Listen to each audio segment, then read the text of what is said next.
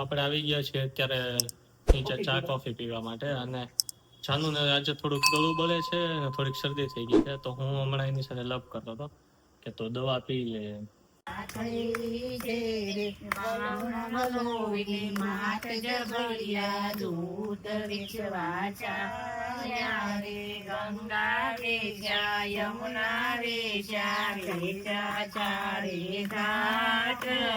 ઉઠો નિરાધાજી